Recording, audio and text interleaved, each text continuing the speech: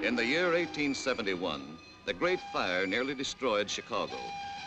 But out of the ashes of that catastrophe rose a new Chicago, a city of brick and brawn, concrete and guts, with a short history of violence beating in its pulse. That history is on record, and the record is kept by the newspaper men who have made Chicago's papers great. No period in Chicago's history was more violent than the years of Prohibition. The rise and fall of the bootlegging empires was written in blood and bullets. In 1932, there were 365 murders committed in Chicago, one for each day of the year. 8 policemen were shot down in the line of duty. One of the most ruthless of these murders occurred on December 9th, 1932, on South Ashland Avenue, in a place operated by a woman named Wanda Skutnik. Wanda Skutnik's store in the Polish district was the front for a speakeasy.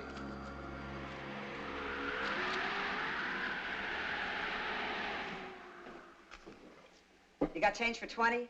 That's all right. Pay me next time.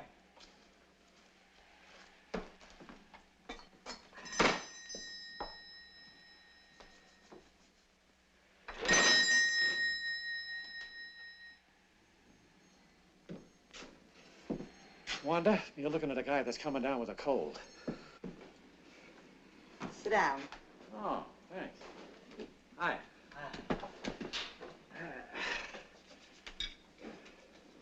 For a cold, this is good. Thanks, Wanda.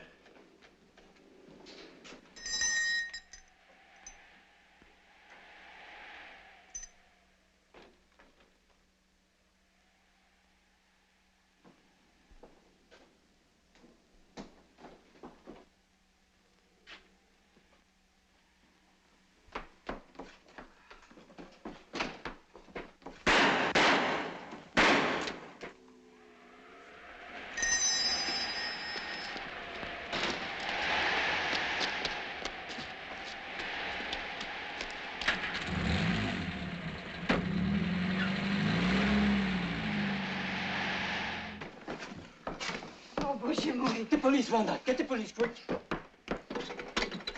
Hello. Hello, Central. Get me the police. Yeah, quick, please.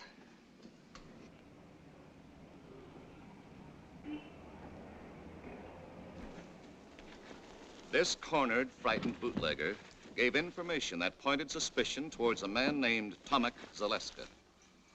Tomek Zaleska couldn't be found, but 2 weeks later, a tip from another source revealed that Zaleska had spent the night of the murder with his friend, Frank Wiecek. The police closed in on the home of Helen and Frank Wiecek.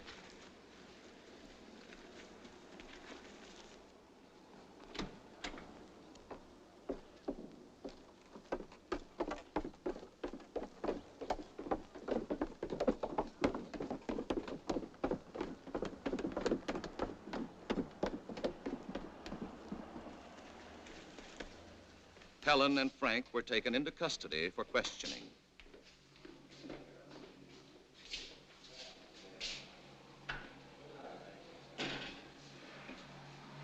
Frank Wiecek admitted that Tomek Zaleska had spent the night of the murder at his home, but insisted he knew nothing about the crime.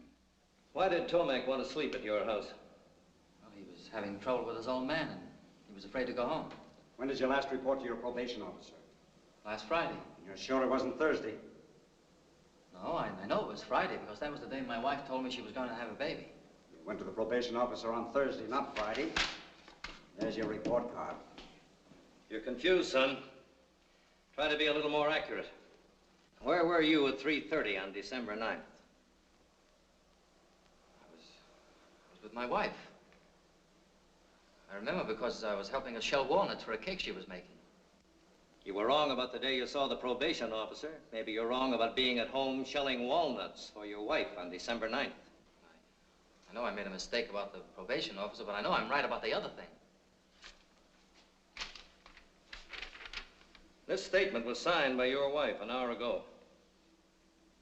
My husband was home with me on the 9th of December. I remember this because he was helping me pick dates for a cake. You sure it was walnuts?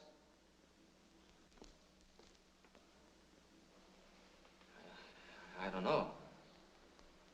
I'm sure she must be mistaken.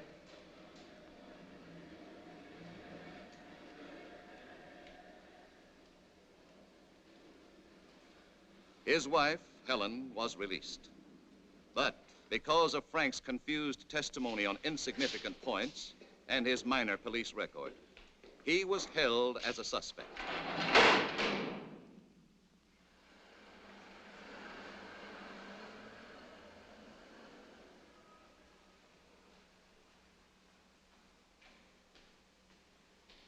Eventually, after hiding out for 6 weeks, Tomek Zaleska, protesting his innocence, surrendered to the police.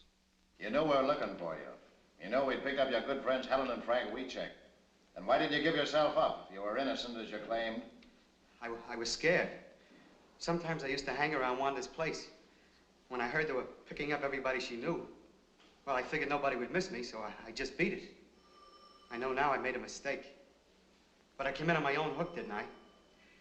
When you went to Wiechek's house that night, what reason did you give for wanting to sleep there? I didn't give any reason. I used to spend the night there once in a while. You didn't give them any reason? No. I just asked them to let me stay there, and they did. And you're sure you gave them no reason? No. After identification by an eyewitness, Frank Wiechek and Tomek Zaleska were indicted for the murder of Officer Bundy and swiftly brought to trial. I will ask you, Mrs. Skutnik, if you see in this courtroom the two men that murdered policeman John Bundy. Yes, sir. Him and him. Had you ever seen either of these men prior to the time of the shooting? Oh, sure. Tomek used to come around my place all the time. The other fella I never saw before. And the first time you saw Frank Wiechek was on the day of the murder? Yes, sir. And the next time you saw him was the day you picked him out of the police lineup? Yes, sir. Thank you, Your Honor. The people rest. Both men received a sentence of 99 years to be served in Stateville Penitentiary. This happened in November 1933. Frank and Tomek went to prison. The case was forgotten for 11 years. Forgotten until October 10th, 1944, when a small advertisement appeared in the classified section of the Chicago Times.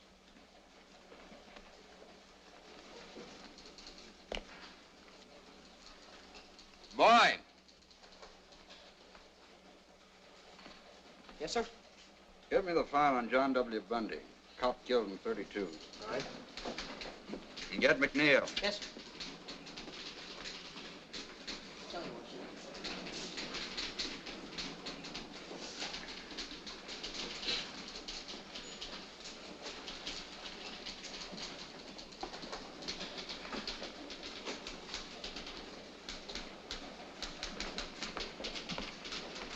Check this.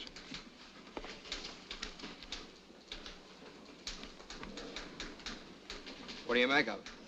Well, I want to know why it's worth $5,000 to someone to find out who killed a cop 11 years ago. 1932 was open season for cops. Over on the north side, they were shooting them in pairs like a brace of ducks. This is all I could find on that cop killed in 1932, that Bundy guy, Mr. Kelly.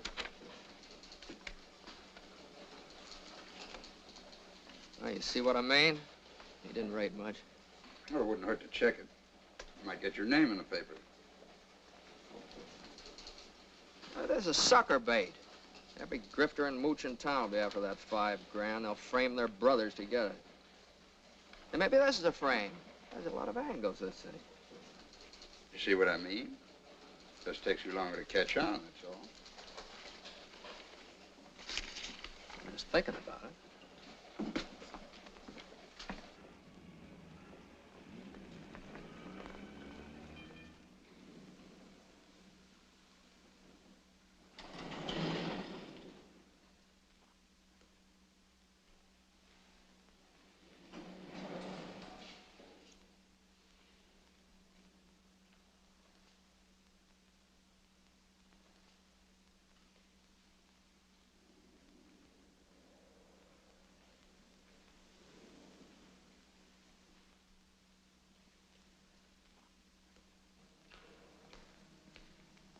I'm looking for Tilly Weecheck. What you want? I called Northside 777. They said I'd find her here. I'm Tilly.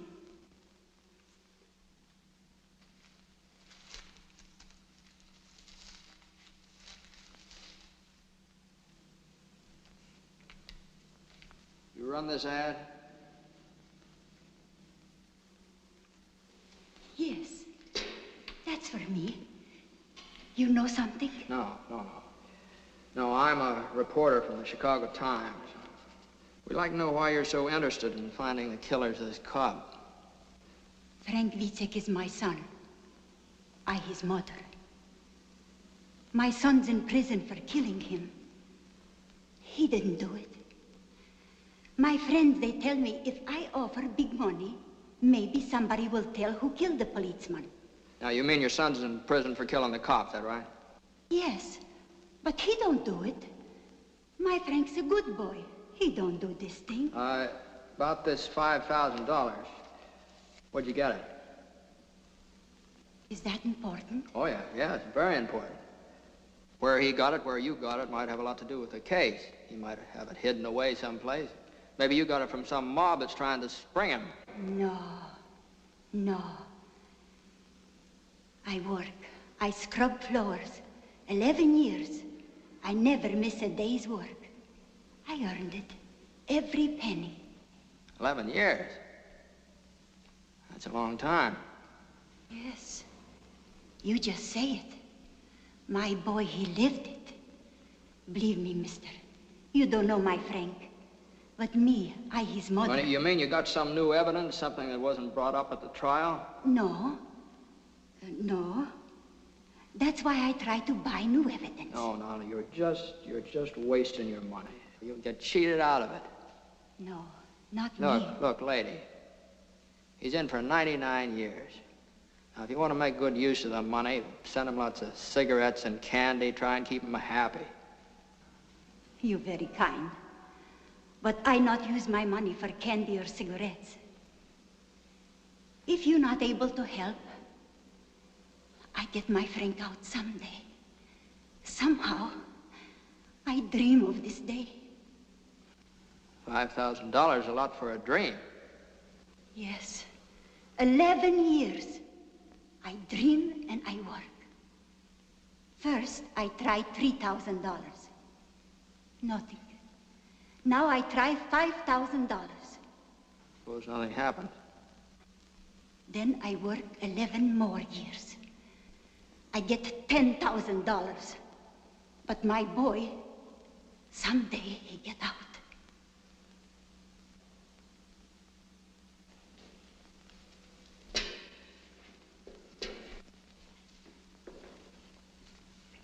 I gotta hand it to you, Mrs. Weecheck. You got a lot of courage. You help me? Oh, I'm afraid I couldn't do that. I'm only a reporter. I just write the story. Now, good luck to you.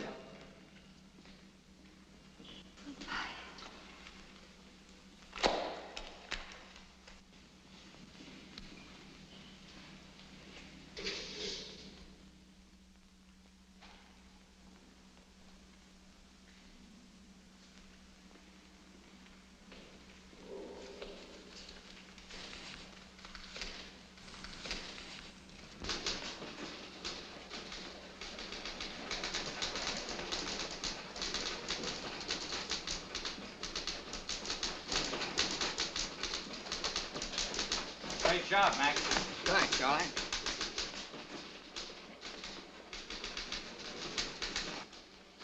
Mac.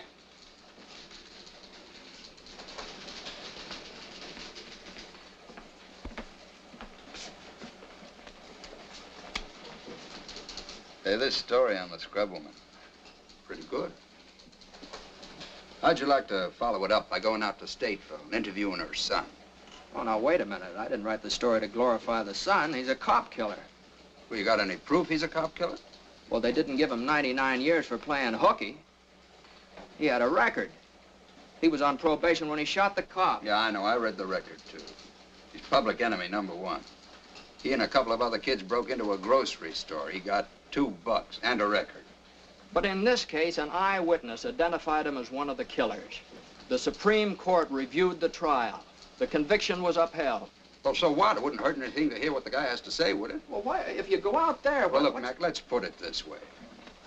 Maybe I'm interested for personal reasons. Maybe I'm interested because my mother did the same thing. She scrubbed floors on her hands and knees for more than 11 years, sent me through school. Okay, I'll go out to the pen tomorrow and see him. How about expenses?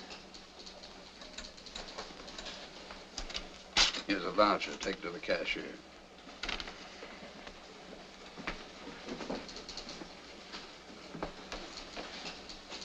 Kelly. I happen to know that your mother had a small annuity. She never scrubbed a floor in her life. You never got past the 5th grade. But I figure if you pull such a corny gag as this, you must want me to go pretty bad, so I'm going. But I want you to know that you didn't get away with it.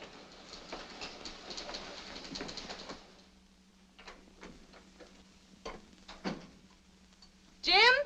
Yeah? You're early tonight. What happened? I gotta get up at 8:30 in the morning, go out to Stateville and see that scrub woman's boy. Got something to eat for me? Mm-hmm, it's all ready. Hey. Hi. Hi.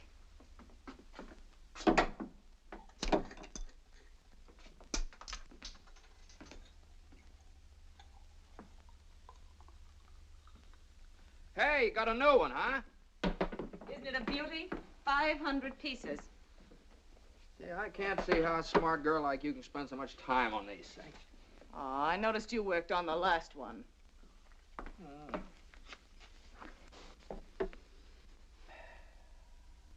know, that was a marvelous yarn you wrote about that Polish woman. Had a lot of feeling. What a magnificent thing that old lady did. Yeah, everybody's touched. Especially Kelly. I was, too. Makes you feel warm. Well, I hit it pretty hard. But don't start believing it. I read the files on the case. That kid killed the cop. He got what was coming to him. Now, I need a branch of a tree right in there. See one around. Oh, that sky. That sky. I wasn't thinking about the boy. I was thinking about his mother. I hammer out a sob story and everybody's blubbering all over me. You know what it is? It catches your imagination. Nobody knows whether she's right or not, but she's worked so hard, she's had such faith that, well, I want her to be right. Honey, I love you. Well, wouldn't you scrub for it for me if I shot old Kelly in the head? Oh, I don't know. You don't. You don't. Jim. Oh, here's one. Here's one. Looks like it. Jim. Look, I'm going out to see him tomorrow. Well, you women are suckers for sentimentality, aren't you? I guess that's how I got you. All I had to do was dangle an orange blossom in front of you. Oh, it took a little more than that, Mr. McNeil. It did. Mm-hmm.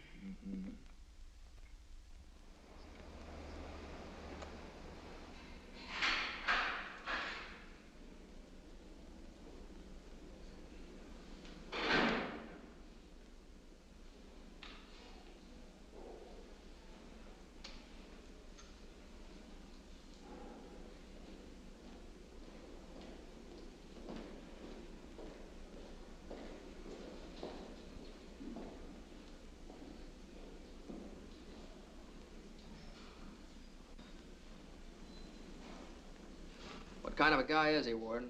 I like him. Oh. Frank, this is McNeil of the Chicago Times. He wants to interview you.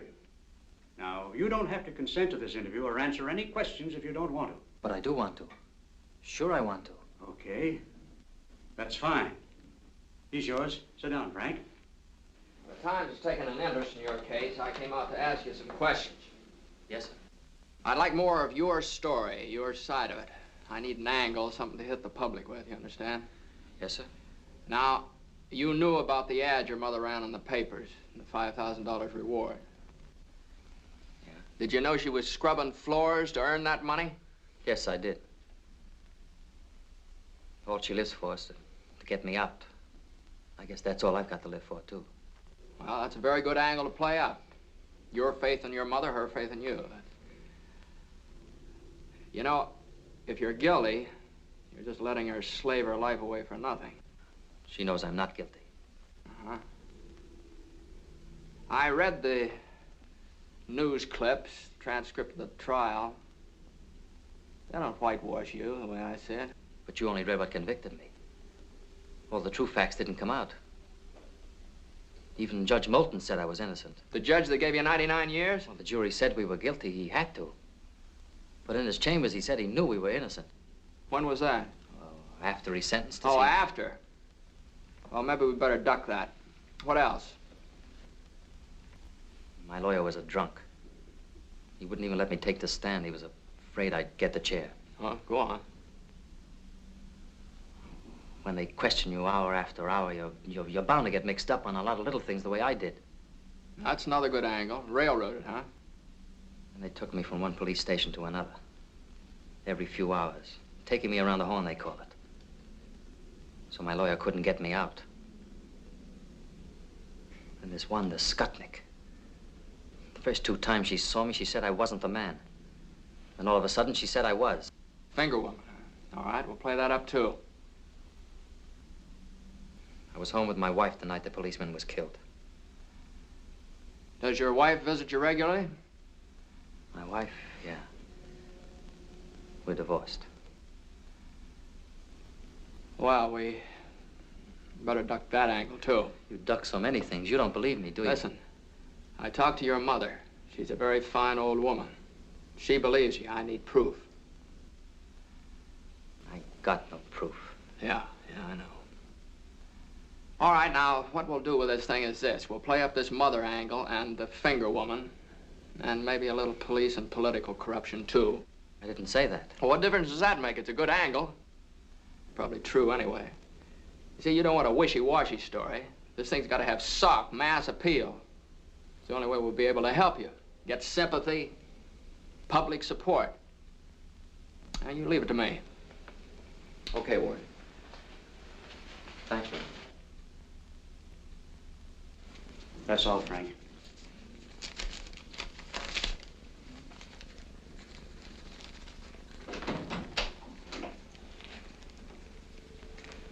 Are there any guilty men out here? Not if you hear them tell it.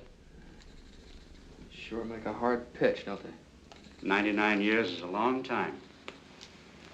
Maybe he'd been better off he got the chair.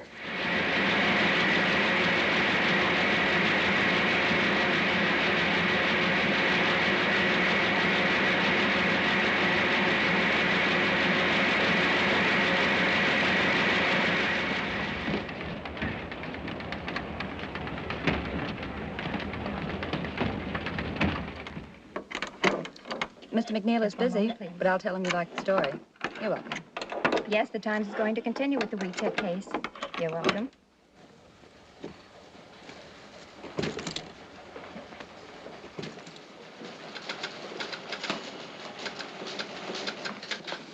Yeah. Yes. Well, thank you very much for calling. That's right, lady. I guess the Times is going to follow up the case. Yeah. Bye. Say, what are you going to use for a follow-up? What follow-up? Well, the thing is snowballing. I want more of it. Well, you want to give me a raise, or do I just get the $5,000 from WeCheck's mother? Look, Mac, my job's to print the news that's fit to print. Did it ever occur to you that we might be selling this dead cop short? Maybe he had a mother that scrubbed floors, too.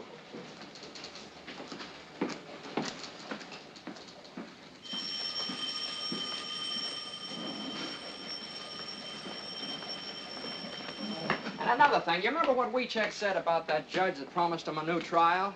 Well, the judge died 3 weeks after the case was closed. He's been dead for 11 years.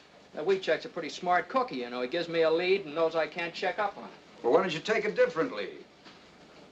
Look, Mac, you know we're getting on the average of more than 20 phone calls per hour from our readers.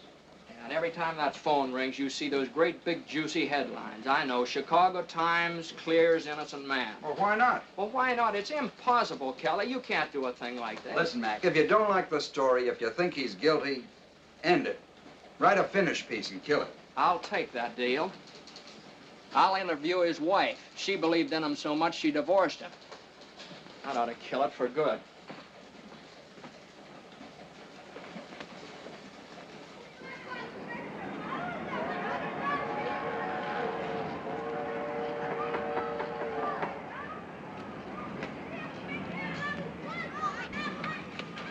I'm looking for Helen Reiska. Yes? I'm McNeil of the Times. I'm doing a series on the WeCheck case. Oh, yes, I read them. Please come in.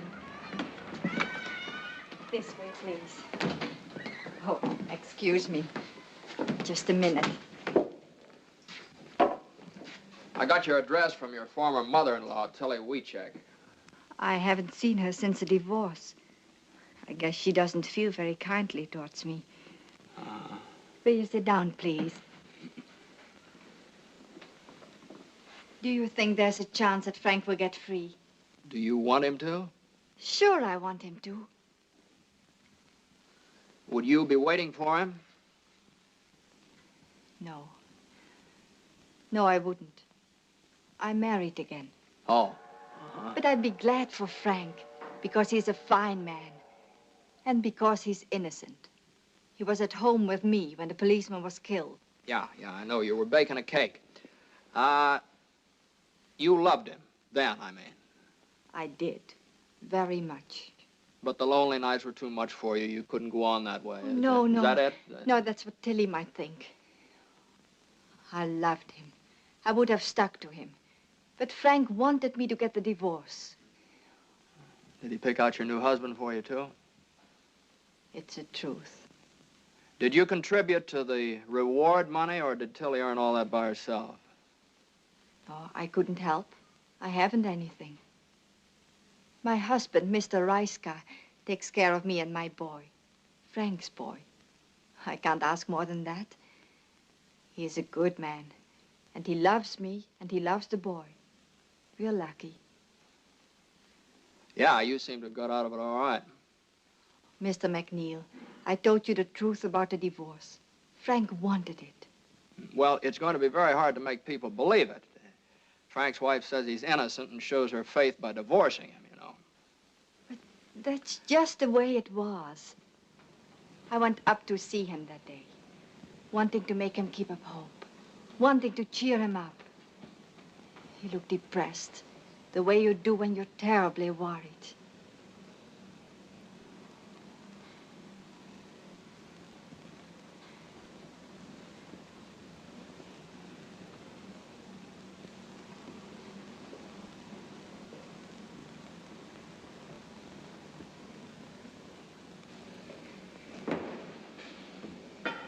How have you been? Fine. How have you been? Fine. How's Ma? Fine. And the boy? How's the boy? Oh, he is fine. Always fine. Everything's fine. We have nothing to say anymore. Oh, Frank, darling, please. I know. So many things you don't say. You don't want to talk about the outside because I'm in here. You don't want to remind me. But I remind myself. I think of lots of things. Ellen, tell me, how's the boy doing in school? He's doing very well, Frank. But what about the other boys? Kids can hurt him bad. They're only kids, Frank. Yeah. They do not know what they're saying. I know. Son of a jailbird. Cop killer's son. Oh, it's nothing, Frank. I was thinking about moving to a new neighborhood anyway. He'll go to a new school. Oh, it's no good. A new school is no good, Helen. A new name. That would be good. Frank. I'm just like dead, Helen. In 30 years, maybe I can get a parole, if I'm lucky. 30 years. Helen, You've got to divorce me, Helen. You can't mean that, Frank. Yes. Love's not for us anymore, Helen. It's finished. Now we must think of the boy. Only the boy. My boy must live for me. But I couldn't do it, Frank. I just couldn't.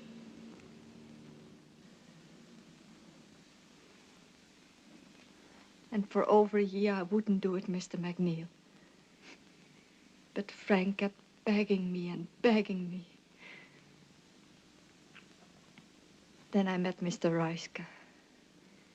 He loved me, and he was fond of little Frank. He understood everything about us. Well, what about the boy? Does he know? Yes, he knows. But now everyone calls his father Uncle Frank. We've made a point of that. Look, Mom, Brandon! No! You lost the other one. This is Mr. McNeil of the newspaper. And that's my husband, Mr. Reiska. Reiska? And that's my boy, Frank. How are you? Say, I'd like to get a couple of shots of you and the boy, if it's all right. That's all right. Come on, son. Come over Sit- here, sit right Frank. there. There you are. Come on. Hey, hey.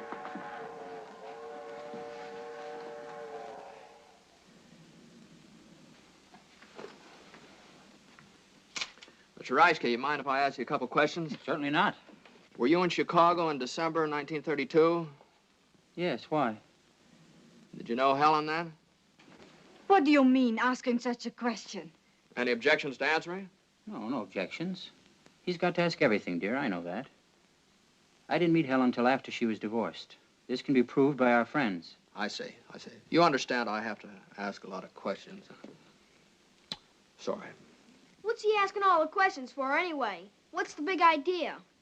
Well, it's about your Uncle Frank. He's not my uncle. He's my father. Well, thank you, folks. Goodbye.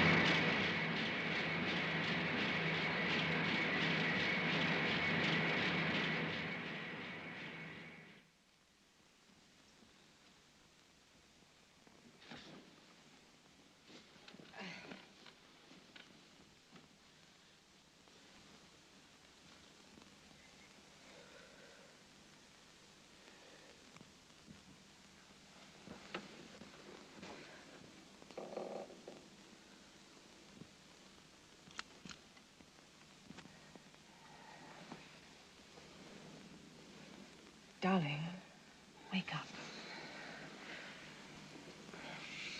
What's the matter?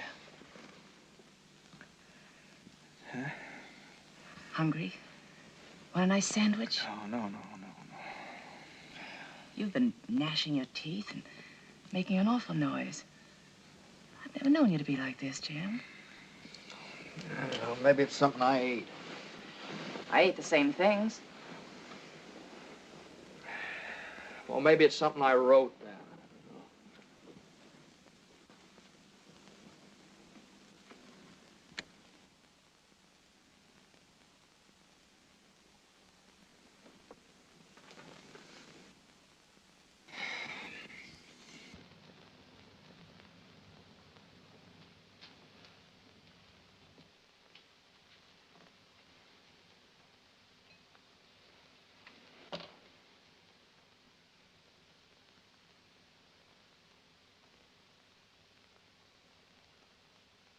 You look nice.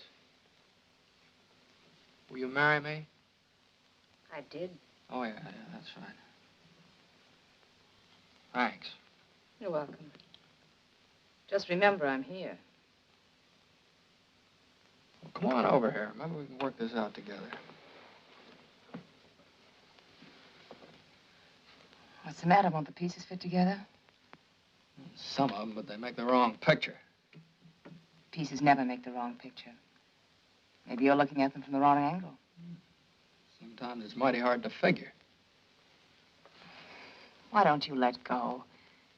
You want him to be innocent. You want him to be free. Admit it. Oh, maybe you're right. Maybe I do want him to be free. And that doesn't make me believe he's innocent. If you want to believe, that's enough. Believe it. Will you marry me? Oh, that's right, you did. Will you fix me that sandwich there? Hey.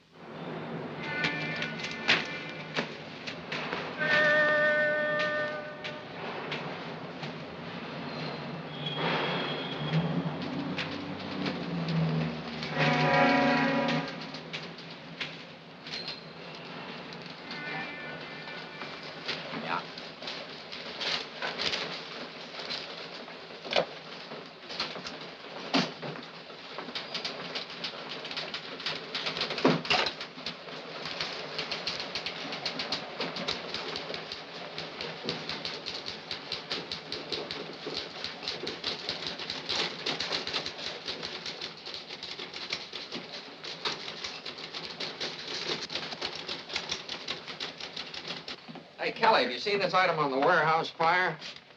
Might be a firebug, arson ring. You think there's anything to it? There might be. I'll follow it up. Is that an assignment? Sure. Oh, Mac, I know there's nothing more to the WeCheck case. It's all washed up. But before you tackle this warehouse yarn, the warden called me this morning. WeCheck wants to see you again. Well, for what? I don't know. Maybe he wants to confess. Well, I was just up there. Don't I get time off for good behavior? WeCheck's been up there for 11 years, Mac. That cop's been buried longer than that.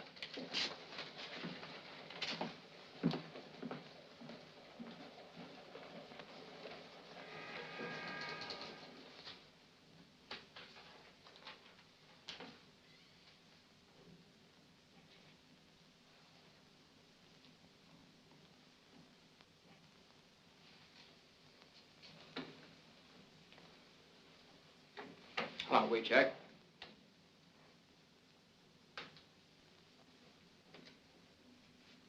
Mr. McNeil, I sent for you to tell you that I don't want you to write anymore about me or my family. I've read what you've written.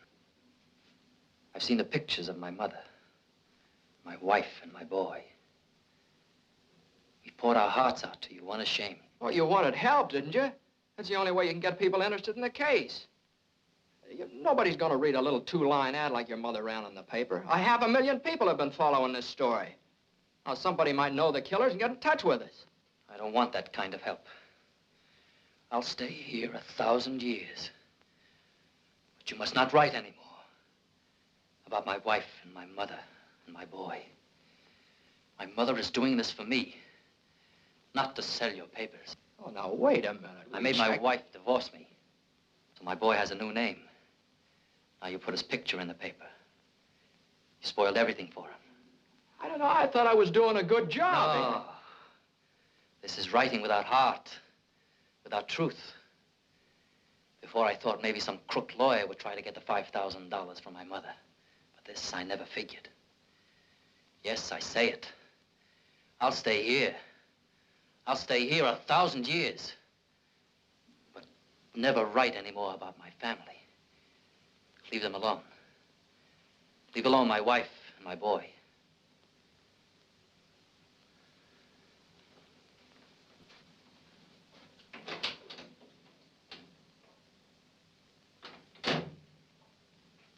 What do you make of that? Well, I guess he figured you pitched him some pretty low curves. It was a story. I wrote what I saw. You know, up here, every man claims to be innocent. But the prisoners are the harshest judges of themselves. And they believe we have only two men who don't belong here. Tomek Zaleska and Frank Wiecek. All right, Warden. Say, I wonder if you'd let me try something else. I'd like to talk to Tomek Zaleska. Okay.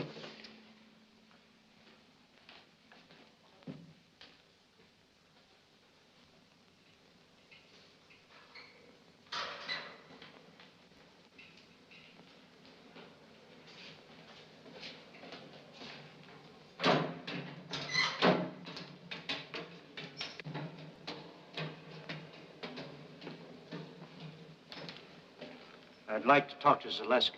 Yes, sir.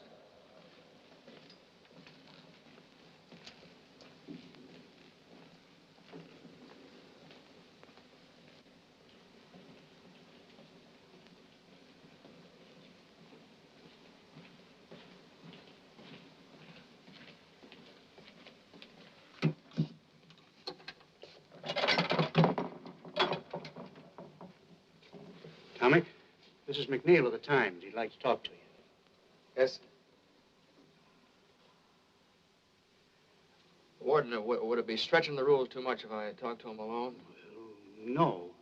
No, go right ahead. Thank you.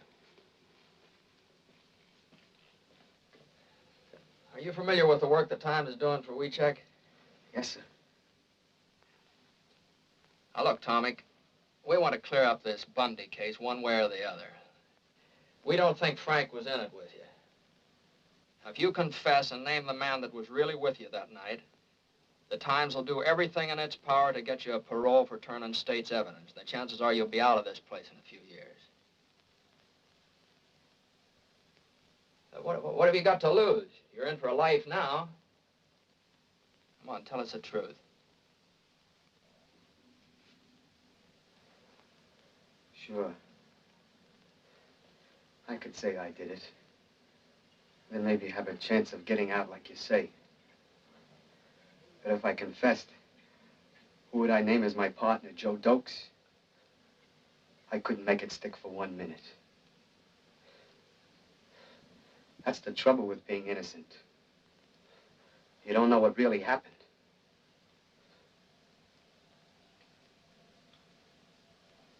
I didn't do it. Me and Frank had nothing to do with it.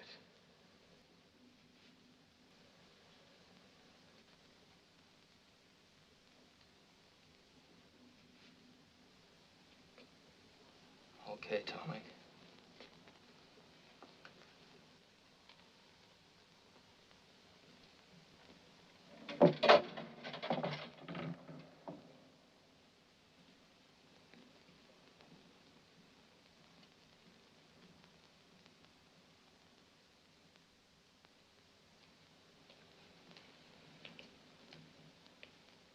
Well? You must run a nice jail. This guy doesn't want to get out either. I'm gonna get this out of my system if I never write another line. Warden, do you think Wiecek could talk to me again? Yeah. Yeah, I imagine he would. I'll take you over to the hospital. He works there.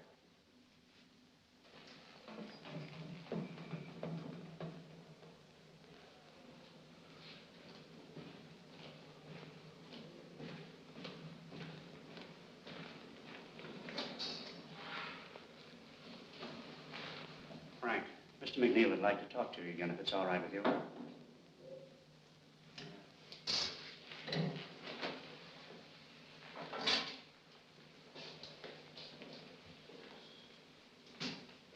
Look, Frank, I've decided to go on with this case. I'll slant the story your way. I also want you to know that I'm still not convinced you're innocent, but I'm willing to dig, get the facts. But remember this, if I ever catch you lying, I'll blast you so hard you won't even get a parole when you're 33 years or up. Is it a deal? I've nothing to be afraid of. It's a deal. Okay, Frank. Now, I want you to give me some information.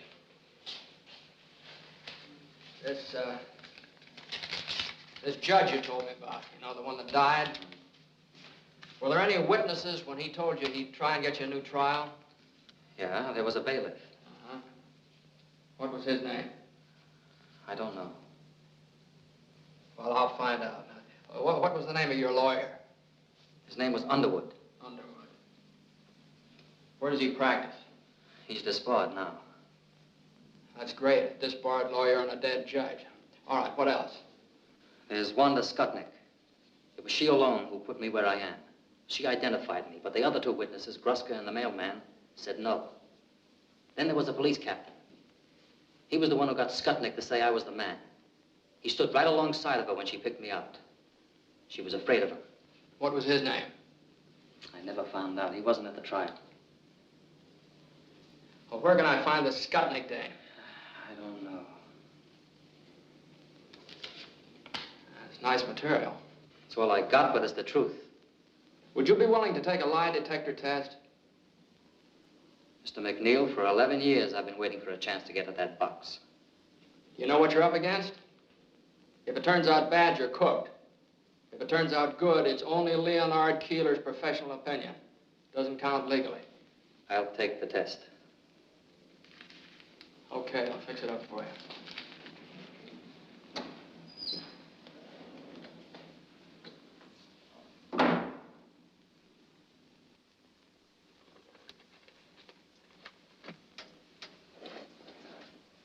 Listen, kid, take it from me. Keep away from Keeler and that lie detector. I'm not afraid of it. That's what I said. Why, I had the cops, the state's attorney, even my own lawyer believing in me. I was a cinch. Then they talked me into going up against that box. What happened? What do you mean, what happened? I'm doing life, ain't I?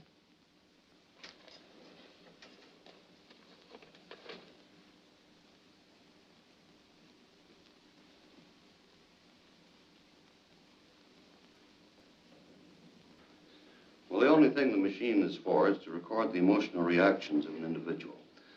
We place a blood pressure cuff about the upper arm of the subject, and then through the impulses to the timbre system, record the variations in blood pressure and pulse on this stylus. Then the pneumograph is fastened about the subject's chest, and we record the changes in the respiration. And the electrodes fastened on the palm and the back of the hand to record the changes in electrical conductivity of the skin.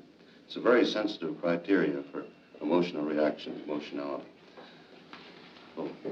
Mr. Keeler's all ready for you, Frank. Sit down, Frank. Just take it easy and relax. I'll do the best I can, Mr. Keeler.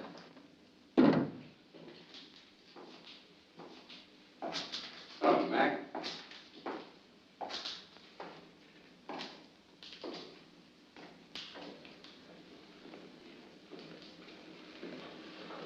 What are you doing here? I was driving out to Decatur to see my brother and thought I'd stop by. I'd never seen a lie test before. Decatur's out the other way. Yeah, well, I took the detour, the long way around. Yeah.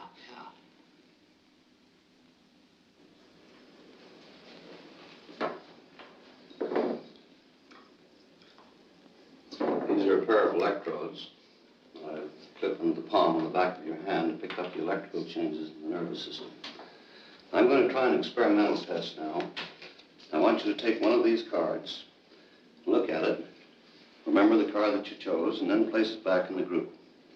I'm going to ask you one card at a time, and I want you to say no to each card that I ask, including the chosen card. You understand? Yes, sir. Now just face forward. Don't watch the machine. And sit as quietly as you can.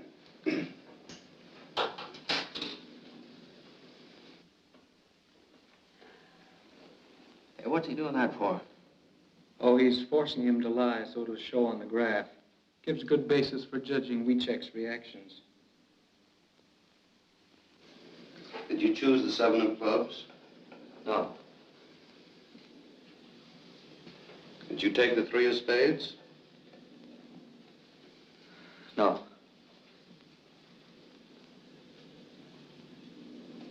Did you take the Queen of Hearts? No.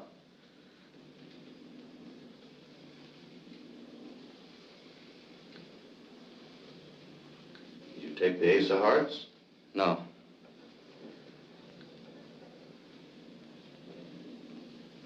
Did you take the five of diamonds? No.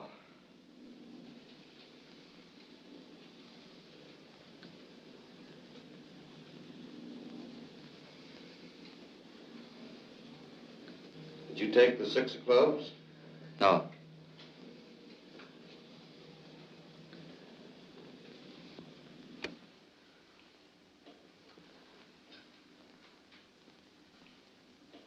You took the five of diamonds, Frank. Did you? Yes, sir.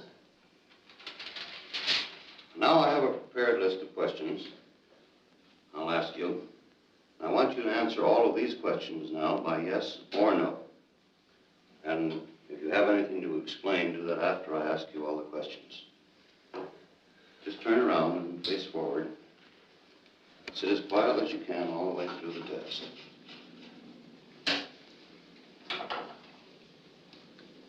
And don't forget, just yes or no all the way through.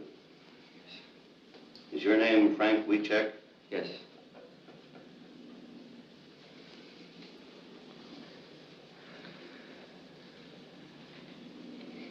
Did you have breakfast this morning? Yes.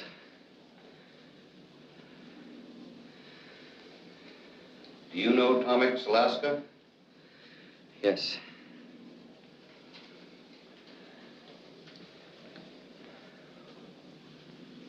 You're 6 feet tall, aren't you? 5'9". Just a minute now, Frank. Just yes or no, all the way through. I'm sorry, sir. And sit quietly. Yes. I'll have to begin again now. I'll just ask you some of these questions. I'm sorry. Is your name Frank Wiechek? Yes.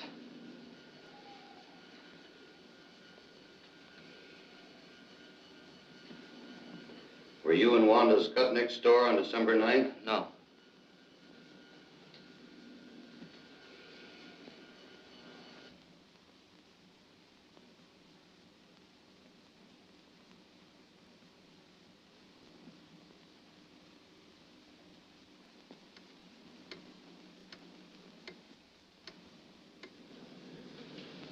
Were you home at the time of the robbery?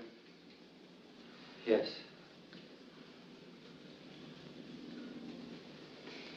That's all I'm going to ask you. Just sit quietly now for a few moments, and I'll take it up. Yes, sir.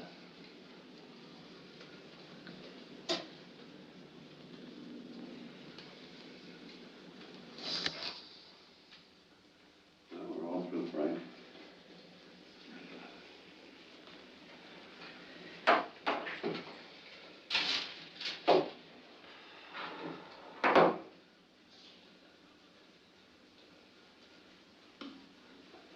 Bye, and I'll probably see you later.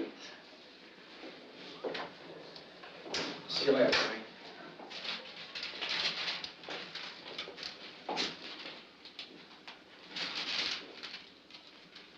What's the verdict? Well, there's the record.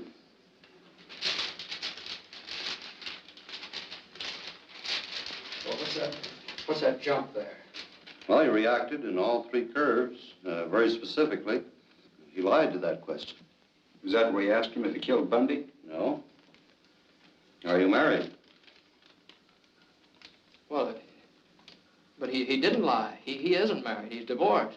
Yes, but he's a Catholic, and he still thinks he's married, and he feels within himself that he's married.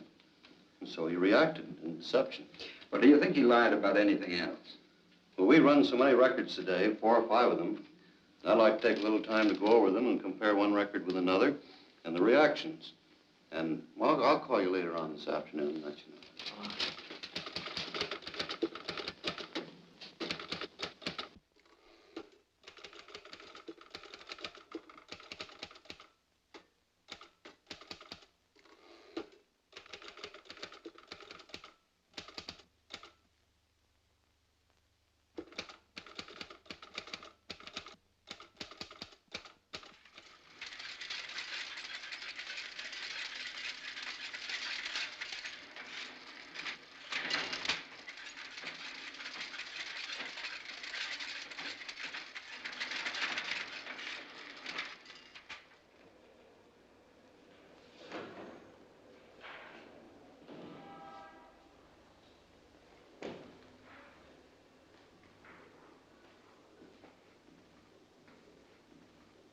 Hiya, McNeil. What can I do for you? Say, Larson, I'd like to check on the date of arrest of a fellow by the name of Frank Wiechek.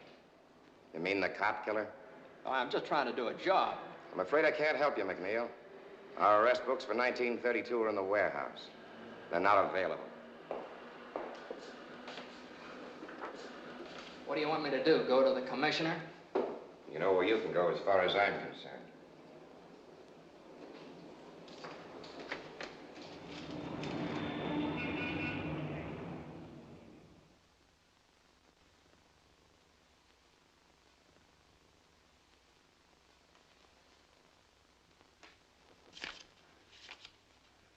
Here it is. Booked for murder December 23rd.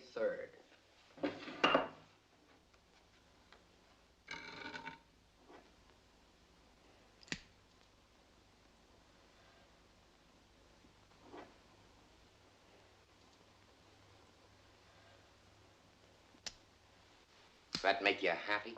One of the things I was looking for. He was booked on the 23rd. Now, if I could just find out whether he was arrested before then. What difference would that make? Well, if he was arrested before the 23rd, it'd prove that this Skutnik dame could have seen him a couple of times before she identified him. Captain Norris of the New City Precinct handled the Skutnik identification. He never operated that way. Captain Norris, huh? Say, let me see the arrest books for December 1932, will you? I can't help you on that. Look, all I'm trying to do is to find out whether this fellow Wiechek is a cop killer or not. You know, back during Prohibition, the police department got pretty tough when a cop got killed. Now you're talking like the guy on the street. Always thinks we're running around with rubber hoses beating up innocent people. Look, you seem to think the cops framed Wiechek. You're the one that's doing the framing. You're framing the best police department in the country. Bundy was a good cop and a good man. Why don't you write about his wife and son? And about the other 357 cops killed in the last 20 years? Oh, back in 1932, they did a lot of... Maybe they did, but they weren't always wrong. How do you know? Were you in the division at the time? No. All I can say is it's awful hard for a man like me to be fair to a cop killer. And supposing he isn't a cop killer? Maybe I ought to help you, but I just can't. You've helped me plenty, don't worry. Captain Norris, huh? Had charge of the Skutnik identification, huh? Well, it looks like he's sort of mixed up in this himself. Maybe I better go over and talk to him. You better take a shovel with you. You'll have to dig him up. He died in '38.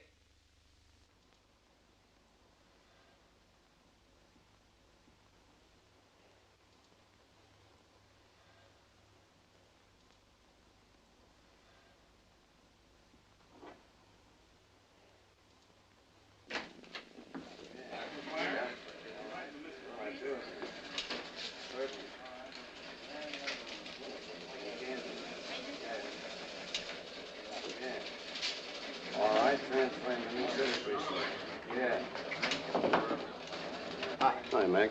Off your beat, ain't you? Yeah, sort of. I need some help. Lay off of me, Mac. The word's gone out to keep away from you. I've done you a lot of favors, Matt. Now, is there any place I can find some records of people that come in here and look at the police show-ups? Material witnesses. Somebody might have been subpoenaed to come in here and identify Wiechek. If we kept that kind of stuff, the books would fill Soldiers Field. Well, now, would there be any photographs, anything We like don't that? take no pictures in station houses. Press boys might get a shot of the witnesses on the steps, but never inside. Now, look, Mac. If I'm seen talking to you, I'm going to be back walking my old beat. Now, why not be a good guy? And don't be here when I get back. May I use your phone? Yeah. Use that line. Don't touch those.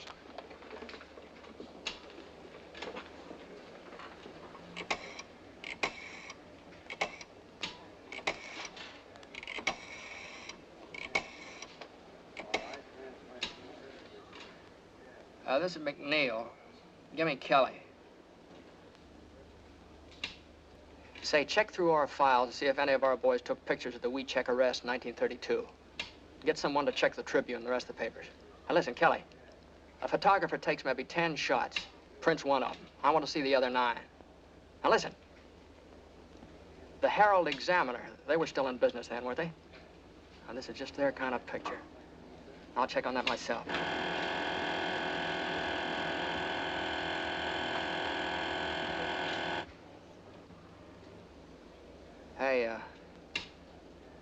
Just thought of something. See you later.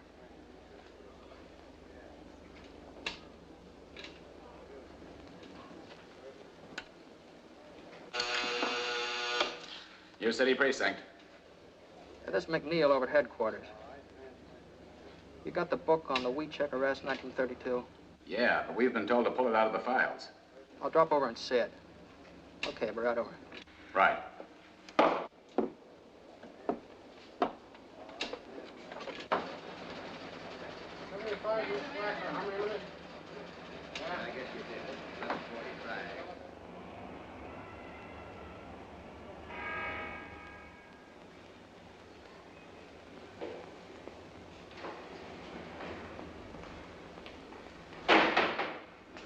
Yeah, I'm McNeil. I just phoned you from headquarters. You got that book on the Weecheck arrest? Come in.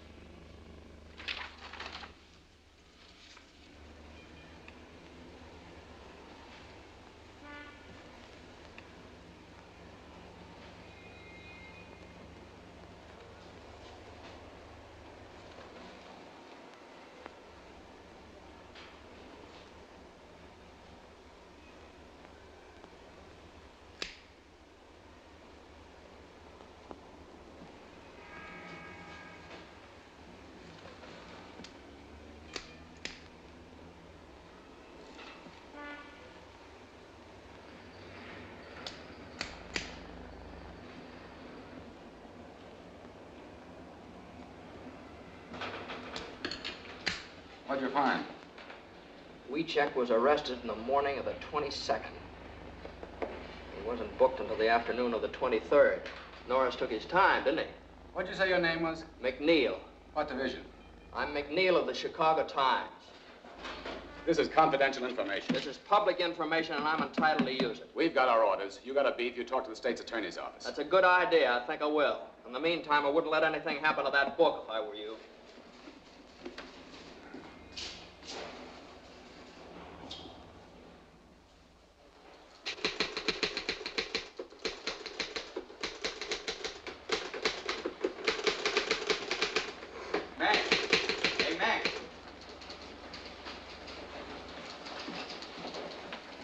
Hey, this is hitting him pretty hard, isn't it? I haven't even started on him yet. I think this whole thing stinks.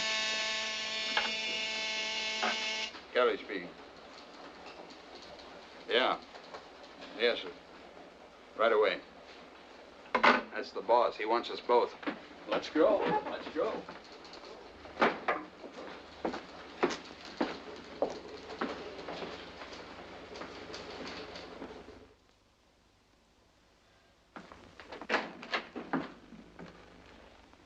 Go right in, Mr. Kelly. Mr. Palmer's waiting.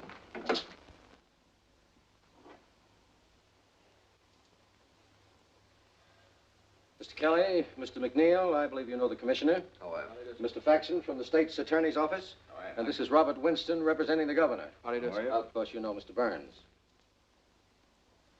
Mr. Kelly, these gentlemen object to our handling of the Weecheck story. Mr. Kelly, we feel that the Times, through you and Mr. McNeil, is slinging mud on one of the finest police departments in the United States. And specifically, we object to your efforts to arouse sympathy for a man who killed a police officer. We'd just like to point out, gentlemen, that Frank Weecheck was convicted by a jury. His case was reviewed by the Supreme Court, and the conviction was upheld. All these legal authorities believed in Frank Weecheck's guilt. Well, a long time ago, a lot of people believed the world was flat. At this late date, do you wish to impugn the integrity of the jury and the court? If they were wrong, yes. Back in 1932, a steady stream of convictions made good publicity. Remember? Frank Weecheck was found guilty, and he belongs where he is. Were you in the state's attorney's office in 1932? Why, yes, I was, but I didn't have anything to do with the Weecheck case.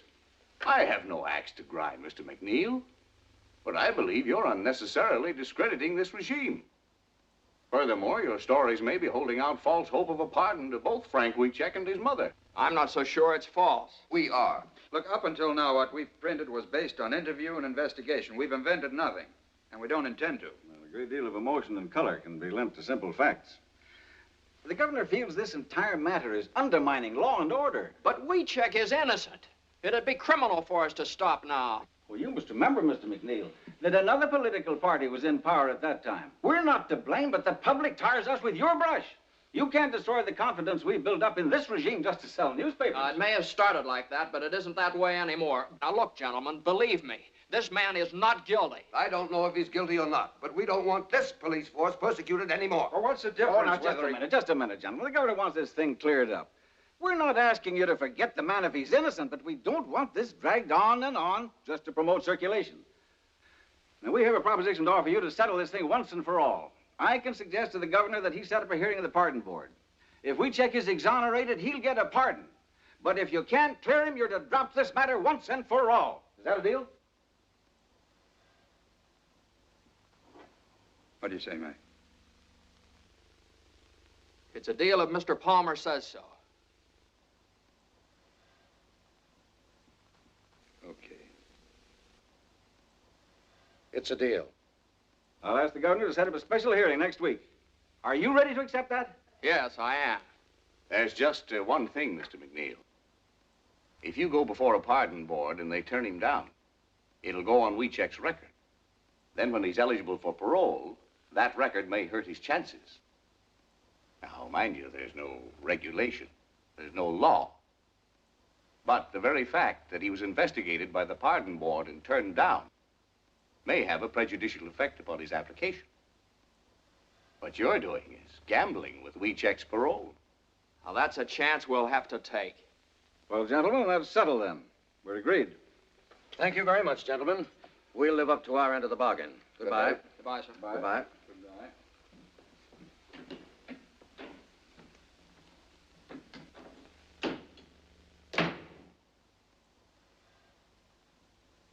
Well, you two seem to be satisfied, but Mr. Burns doesn't seem to be. I'm not. As your attorney, I think you've made a bad deal. While I have read the transcript of this case and am familiar with some of the things Mr. McNeil found, I am not at all certain that we have sufficient evidence to obtain a pardon. But you haven't seen all of the evidence yet, Mr. Burns. What, for instance? Well, in the first place, I've talked to the bailiff of the court. He corroborated Frank's statement that the judge promised him a new trial. Well, what basis did the judge have for making that promise? I don't know. If he made it. He made it, all right. Here's an affidavit from the bailiff. That's not proof. It's inconclusive. All right. Forget about that. I have a lie detector test. And Keeler's sworn statement that the fellow is innocent. Inadmissible. Gruska and Decker, the other two witnesses in the crime, maintain that Wiechek is not the man. And they also testified that this Wanda Skutnik couldn't possibly have recognized anybody. But have you found her? What does she say? Gruska and Decker contradict it, but it's inconclusive evidence. Now, what new admissible evidence have you? Well, there's a whole lot of new stuff. The state's attorney's office tried to keep me out of the record books. That's the reason they had that fella faxing up here. And another thing. Why is this Wanda Skutnik dame keeping undercover? A couple of mobsters might have killed that cop and threatened her for not playing ball. Or maybe she's trying to keep in good with the law. I don't know. She ran a speakeasy. Now, look here, McNeil. I'm an attorney. I know what it is to go up before the pardon board. They go on facts. Facts? Okay, I'll give you something better than facts. I'll give you a picture. Take a look at that. Now, Wanda Skutnik testified that she didn't see Wiechek from the time of the murder until the time she identified him on the 23rd of December. Now, Frank maintains that she did see him several times on the 22nd of December when the cops were taking him around from station to station. All right, that bears out Frank's story right there. There's a picture of Frank and Wanda going into one of the stations. Where'd you get this, Mac? I got it out of the files of the old Herald Examiner. Kind of figured they'd go for a picture like that. When was this taken? Well, obviously on the 22nd. Oh, now, look here, McNeil. You can't just say that obviously it was taken then. You have to prove it. Well, I have the photograph. When you go before the pardon board, the burden of proof is with you. But the picture After all, it could very well have been taken after she identified him. McNeil, You've done a wonderful job in assembling all this evidence. But the law of the state of Illinois requires only one eyewitness for an identification and conviction. So far, that witness has not altered her statement, and that fact still stands. Mr. Palmer, in view of this, I'm afraid I must recommend that you permit me to get in touch with those gentlemen who were just here and ask for more time, or until I've had an opportunity to go over the case. Then your advice is to call the whole thing off. That's right. Oh, now, Mr. Palmer, I realize that Mr. Burns knows more about the law than I do. But I want to tell you some things about this case you don't know. I went into this thing believing nothing. I was skeptical. I figured Wheatcheck is using his mother to spring him. But I've changed my mind. This man is innocent, Mr. Palmer. I know that without any doubt. Now, it's true I haven't found Wanda Skutnik, but I want a chance to find her. I want a chance to get this guy out of jail. Now, if you call off this hearing, I'll never get that chance again. The bargain stands. Thank you, sir. Just a minute, McNeil. Let me give you one last piece of advice. Even if you do find this Wanda Skutnik, I don't believe she'll ever change her testimony. There's only one thing for you to do. Discredit her. Prove she's a liar. Otherwise, you're wasting your time.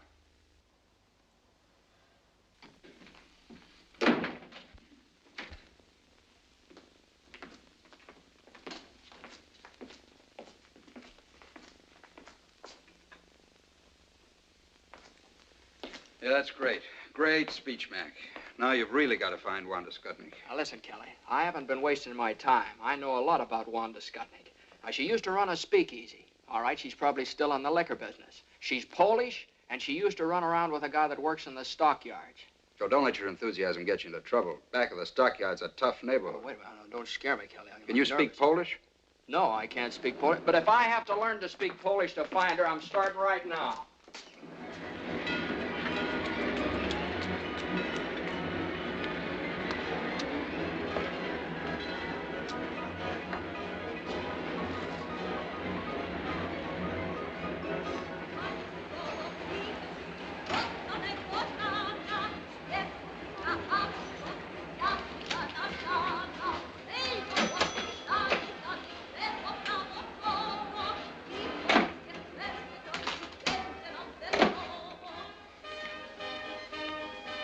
What do you have? Say, did you ever see that woman before? Her name's Wanda Skutnik. You a copper? No. Her uncle died, left her a little money. I hear she's remarried. Having a hard time finding her. Money, huh? Well, I don't know. I'll see if the boys in the back room know about it. Chłopie, czy któryś słyszał, że kobieta się nazywa Wanda Skutnik? Nie. Była pewna żonata? Ja wcale nie. I ma nowe nazwisko. Nie. Never heard of her. Right.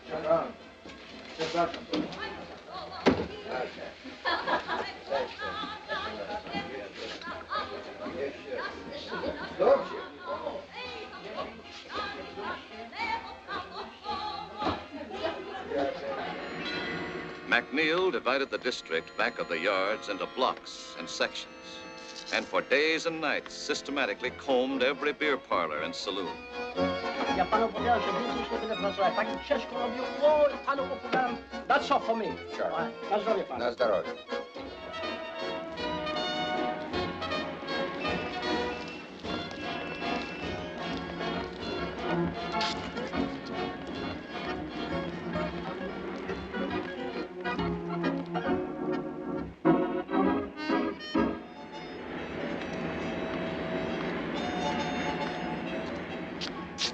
Ja mam 21. Ile ty masz? Ja wszystko wygrałem.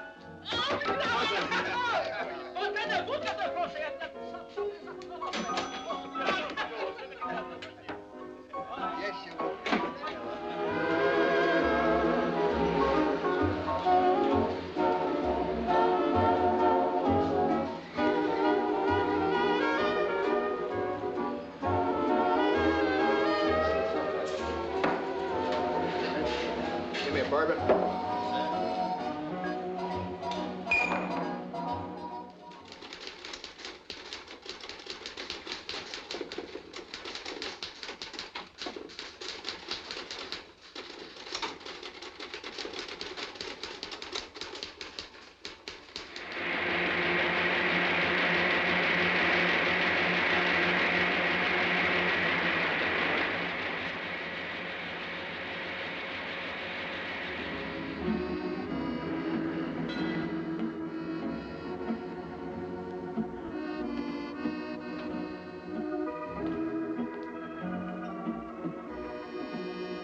have? Just arrived.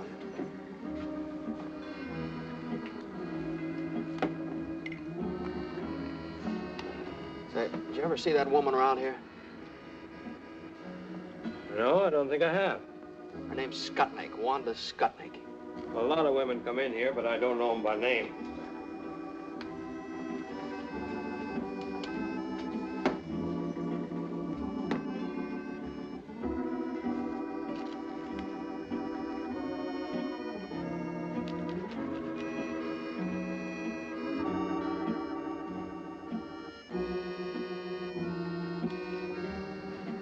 Your name McNeil? Yeah, why? I've been wondering when you'd hit this neighborhood. I've been reading your stories in the paper. About Wanda Skutnik? Yeah. You know her? Used to. Used to be good friends. You know where I could find her now? I might. Where? What's in it for me? What do you want? I owe him $1.75. Okay. Where is she? I ought to have one to talk on. Yeah. Hey, couple of drinks here, huh? What happens to Wanda if you find her? Oh, not a thing. I'm just going to ask her some questions. There ain't no warrant out after her, nothing like that. No, nothing like that. Leave the bottle here, too, will you?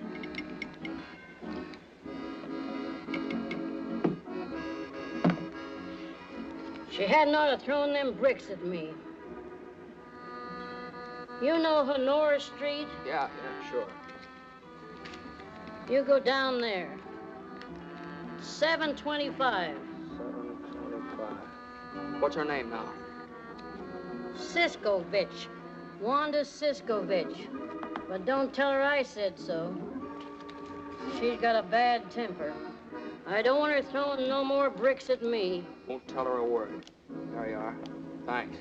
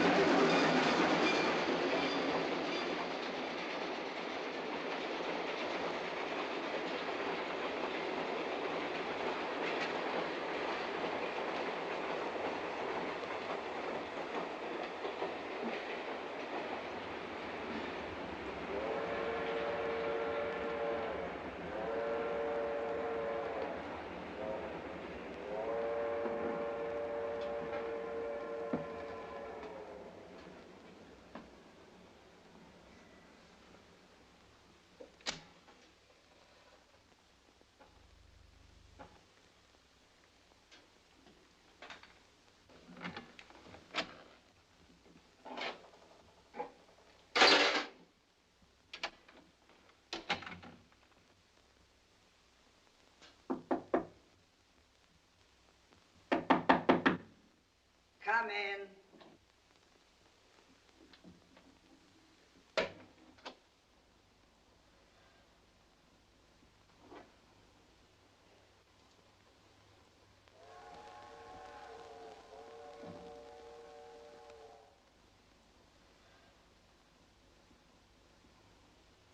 Who are you? I'm from the Times. Get out of here.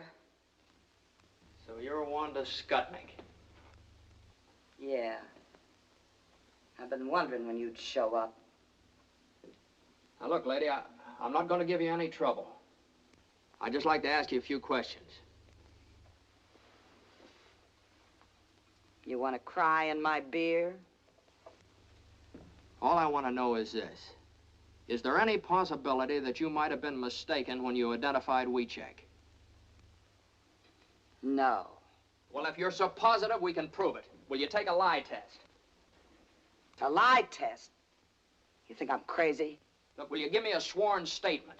I did my swearing in court. How many times did you see Frank before you identified him? Never. You didn't see him before the police show up? No, only when he killed the cop. Look, I said all I got to say. That's all there is, see? What do you mean that's all there is? There's a lot more than that. This kid's been up in the pen for 11 years. Now, look, I've got to go before the pardon board day after tomorrow. Now, Frank's got a good chance to get off if you help him. I got no reason to help Wiechek, and I got no reason to help you neither.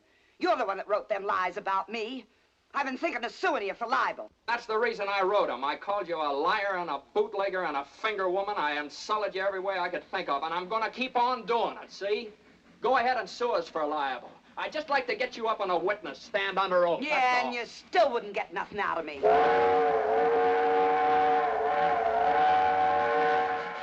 Why you bother? Put that down. You want to go to jail? Now you get out of here. Now listen, maybe there's something you didn't think of. There's a $5,000 reward, you know. $5,000? And what's more, you don't have to do anything about it. Just tell me enough to clear things up, get Wiechek out, and you get the $5,000.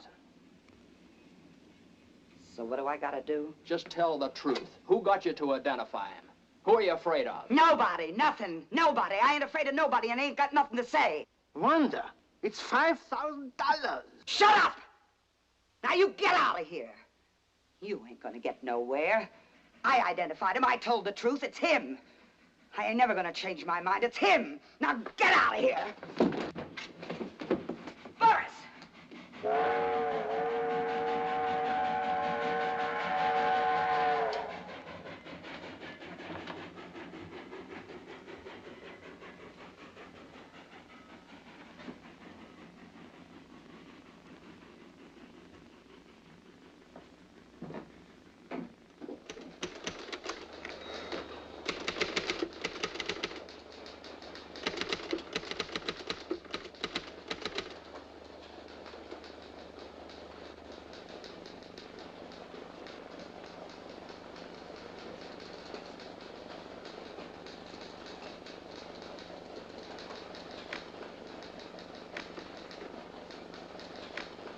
Well, Mr. Burns has given us a clear picture of the situation. If Wanda Skutnik can defy the pardon board, if the board has no authority to subpoena her, the power to make her talk, then we're helpless.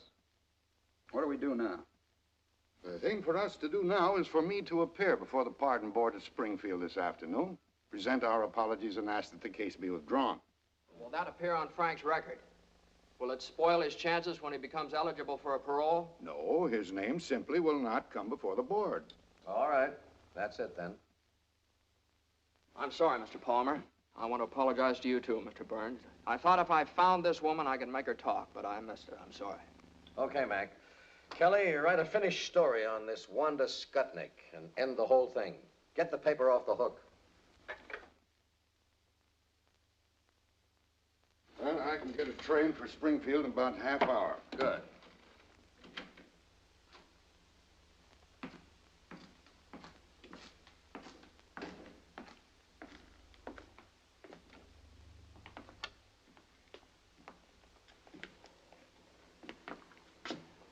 Big day for the Wiecheks. Write a finished story. Get the paper off the hook. How do you end it? Well, first you better go out and see Wiechek's mother. I couldn't do that. I just couldn't do that, Kelly. What do you want her to do? Read it in the paper?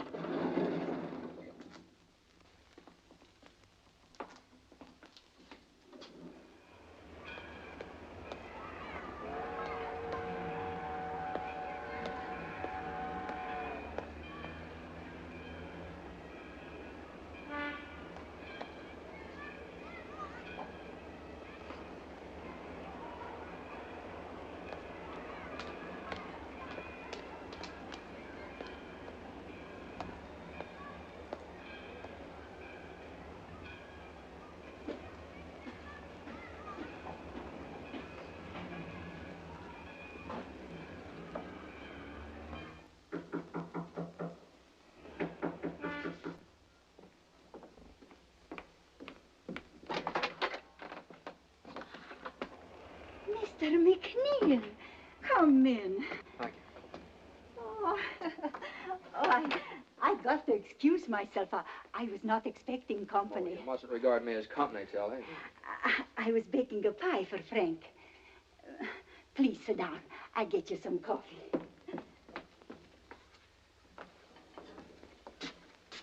I really can't stay, Telly. I just came out to talk to you about something. About the pardon board, yes? Oh, I pray for this day. I want to tell you about it. Yeah. Come over and sit Oh, down. and now it has come. It is here. Telly, I must tell you this. Yeah. We're going to call off the hearings. We don't have a chance in the world of getting Frank his pardon. No chance. No. But you work so hard. You do everything. Everything I could. You got lawyers. He tell pardon board. We have the best. But don't you see, Telly, if we go before the pardon board now, it'll just be hurting Frank's chances for a parole later on. We can't get a thing out of Wanda Skutnik, and without her, we have nothing. I saw her at the trial. She will never tell. Like a rock. She will never tell. But she knows. Yes, she's afraid. She will not talk, never. And without her, we have no evidence. Evidence? They got no evidence when they sent my Frank to prison for 99 years. I got no evidence when I scrub floors every night. Go without supper. Walk to work so I save a nickel for Frank.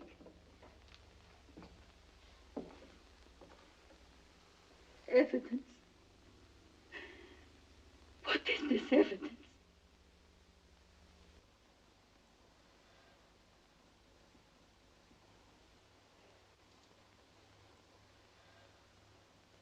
I can't tell you how sorry I am, Tilly. You try to help. You're a good man. But if this thing happened, then we fight some more. We fight more and more. Yes. No, Tilly. We're calling off the hearing. The Times is dropping the case. No. But if you go, I got no friend left. I'm sorry.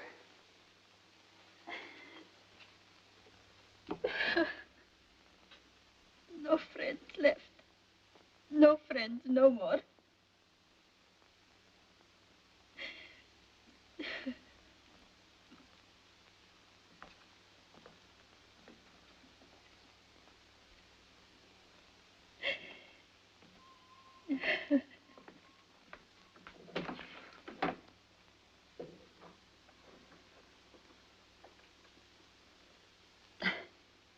Big fool me. Sure, I got a friend.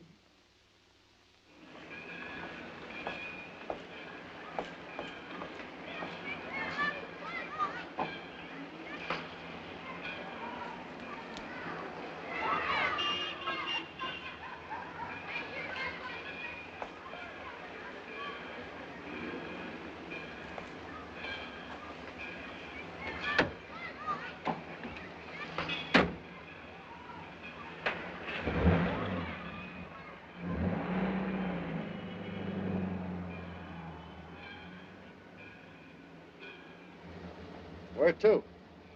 Now the Chicago Times.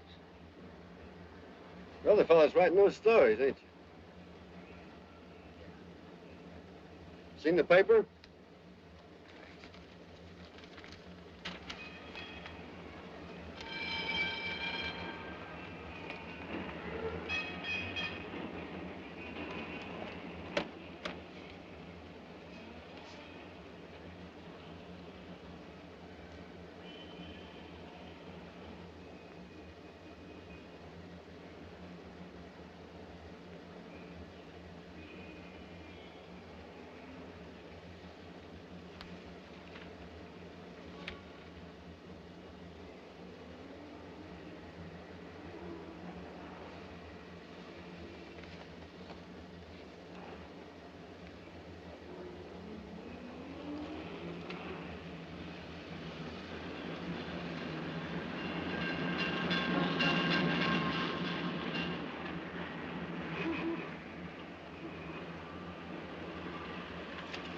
Hey, change that, will you? Get me down to police headquarters. Fast you can. Right away. McNeil, the Chicago Times. First door on your left, Mr. McNeil.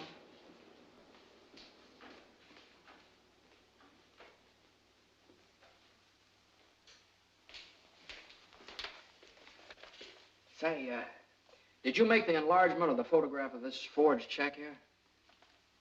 Yes, why? I got a picture here. I just wondered, could you blow that section of the picture up right there? Sure. Would all the details come out on it? Well, that depends. You got the negative? No, that's all I got right there. Well, then I'd have to make a dupe. How long would that take? Oh, a couple of hours. What do you think? Could you get started on it right away? Yes. But you're McNeil at the Times, aren't you? Been working on that wheat check case. That's right, I'm McNeil. At first, I thought this guy was guilty. But now I don't know. You take a look at it. Hey, can I use your phone? Sure, right over there.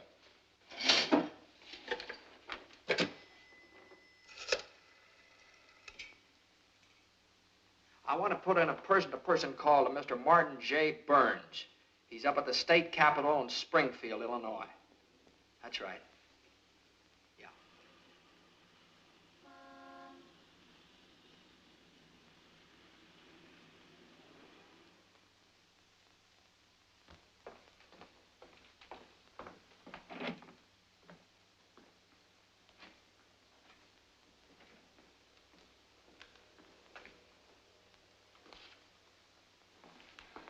Sorry, gentlemen.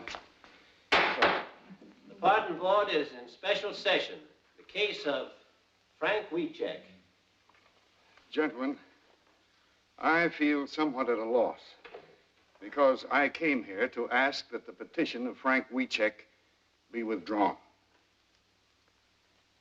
However, about an hour ago, I received a telephone call from James McNeil of the Chicago Times, who informs me that he has uncovered the evidence we've been seeking. It is conclusive evidence that supports the petition of Frank Wiecek. You may present the evidence, Mr. Burns. Unfortunately, gentlemen, my telephone conversation with Mr. McNeil was necessarily brief.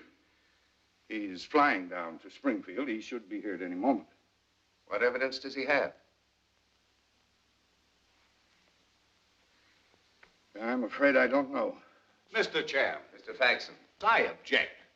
The state's attorney's office has the right to demand orthodox conduct of this hearing. If you have conclusive evidence, present it. Otherwise, we ask that the petition be denied here and now. Mr. Faxon, we certainly intend to follow orthodox procedure in this Board of Pardons.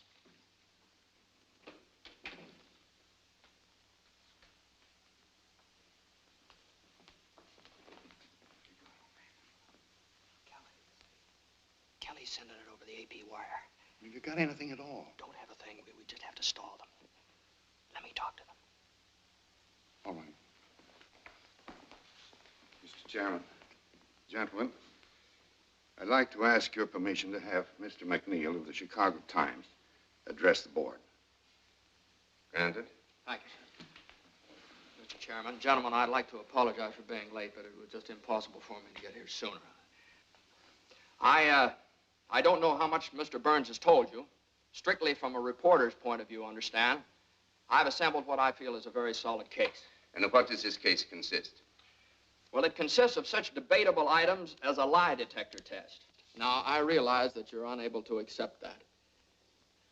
You want evidence. But sometimes the weight of evidence, just because it's in the record, is heavy enough to crush the truth. We'll discuss the shortcomings of our judicial system some other time, Mr. McNeil.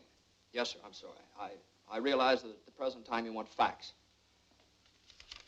We have a notarized affidavit from the bailiff of Judge Moulton's court that the judge felt that Wiecek did not receive a fair trial. We have those documents before us, Mr. McNeil. They could hardly be called conclusive. Yes, sir. But as you probably know from those documents, Gruska and Decker contradicted Wanda Skutnik's testimony, and those affidavits bear them out. The board is aware of that too, Mr. McNeil. But Wanda Skutnik has not altered her testimony, has she? Wanda Skutnik lied from beginning to end. She lied about everything. You know, it's a very funny thing about the Statue of Justice up there. She has a sword in her hand. It's a double-edged sword. Cuts both ways. It keeps cutting the ground out from under everything in favor of Frank Wiecek, but the other side of it, that isn't so sharp. It doesn't cut the ground out from under Wanda Skutnik, and she's the only one responsible for Wiecek's conviction. Now, I have a police record here that proves that Wiecek was arrested on the 22nd of December. I have another one here that proves he wasn't booked until the 23rd of December, one day later. Okay. Wanda Skutnik testified that she didn't see him from the time of the murder until the time she identified him in the police lineup. Here's a photograph of Frank Wiecek and Wanda Skutnik together going into a police station. Now, take a look at that, gentlemen. That's new, and that's the basis of my conclusive evidence.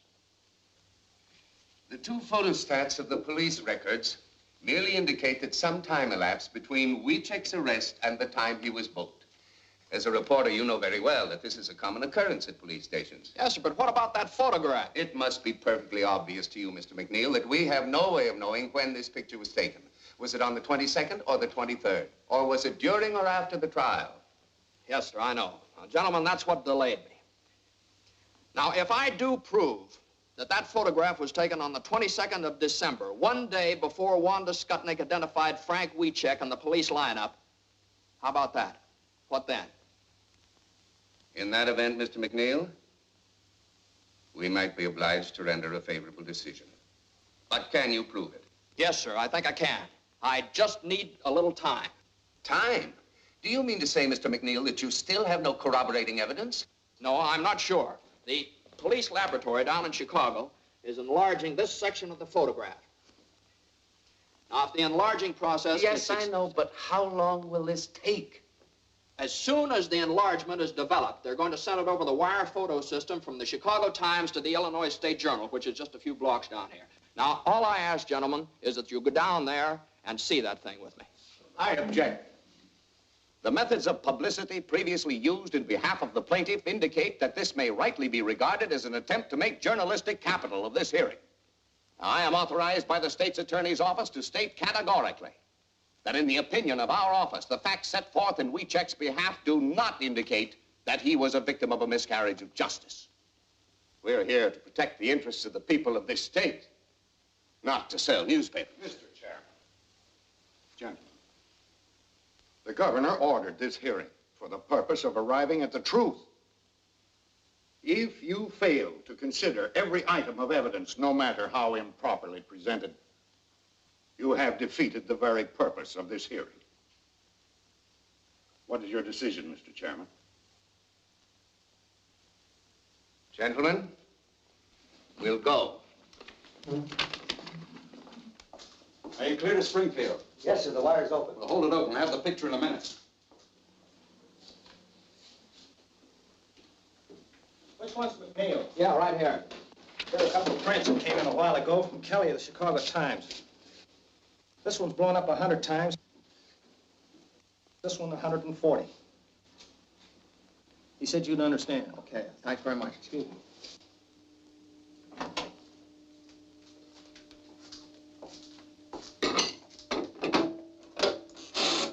Ask them if they're ready. Springfield, are you ready for this picture? We're ready. Okay, here's the final lineup. Okay. All ready, Mr. McNeil.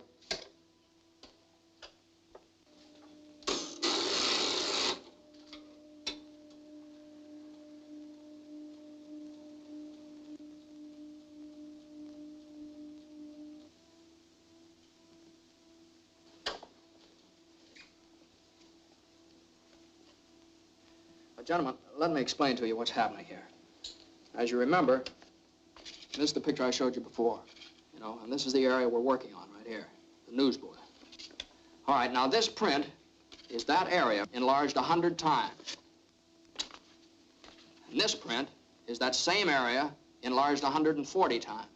Now, the picture coming in now is this area right in here, blown up as big as possible. Well, what do you expect to find in the enlargement? The date on the newspaper held in the newsboy's hand. Is that possible? Frankly, I don't know, sir. It depends on a whole lot of things. The condition of the dupe negative, the density of the print. I've been doing a little praying, too.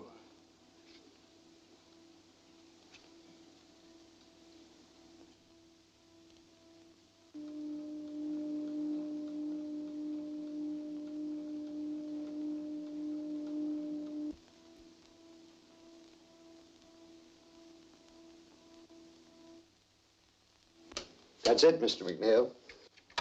Excuse me, please. How long will this take? Oh, it's a positive print. Shouldn't take long. You can come along with me if you want. This way, Colonel.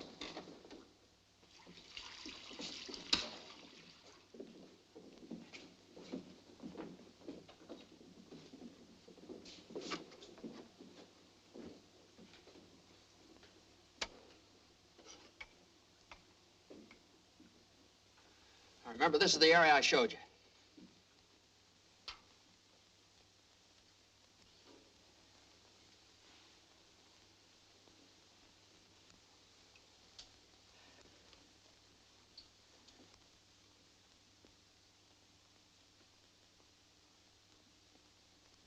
There, it's beginning to come through.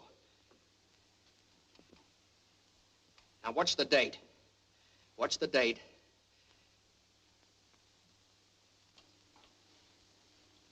December.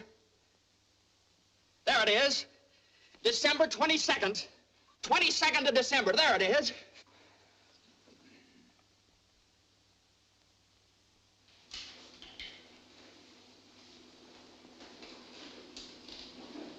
Goodbye, boy.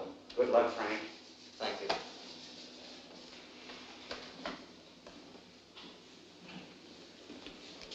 New suit and $10. Almost $1 a year. Oh, look, Frank. It's a big thing when a sovereign state admits an error. Remember this. There aren't many governments in the world that would do it.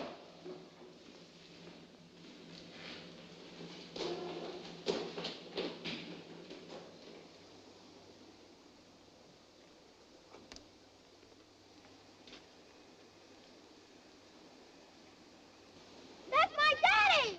Daddy!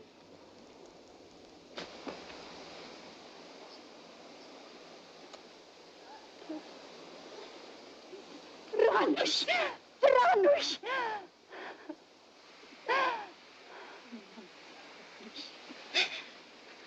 Helen. Frank. Frank, this is... Yeah, I know. I want to thank you for everything you've done for Helen and the boy. And I want you to know you can have the boy with you whenever you want him, and for as long as you like. Thanks. It's a good world outside. Yes, it's a good world outside. And Frank Wiecek is free. Free because of a mother's faith, the courage of a newspaper, and one reporter's refusal to accept defeat.